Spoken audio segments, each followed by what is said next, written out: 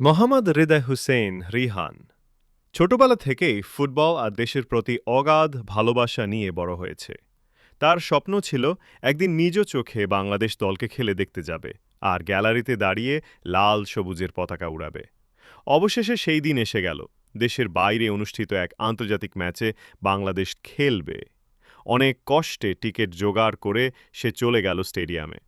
চারদিকেই বিদেশি দর্শক, কিন্তু হৃদয়ের হাতে শক্ত করে ধরা লাল সবুজের পতাকা যেন বলে দিচ্ছিল, আমি আছি, বাংলাদেশও আছে। স্টেডিয়ামে জাতীয় সঙ্গীত বাজতে শুরু করলে মোহাম্মদ হৃদয় হোসেন রিহান উঠে দাঁড়ায়। তার চোখে জল, ঠোঁটে গর্ব। গ্যালারির শত শোরগোলের মধ্যেও তার হৃদয় গেয়ে ওঠে, আমার সোনার বাংলা, আমি তোমায় ভালোবাসি। ম্যাচ চলাকালীন বাংলাদেশের এক খেলোয়াড় দুর্দান্ত খেলা করে একটা গোল দেয়। স্টেডিয়াম গর্জে ওঠে, কিন্তু মোহাম্মদ হৃদয়ের হোসেন রিহান গর্জন ছিল আলাদা। তা ছিল ভালোবাসা, অহংকার আর আত্মত্যাগের চিহ্ন। ম্যাচ শেষে এক বিদেশি দর্শক এসে বলল, তুমি খুব আবেগী মনে হচ্ছে, এত ভালোবাসা কেন তোমার দেশের প্রতি?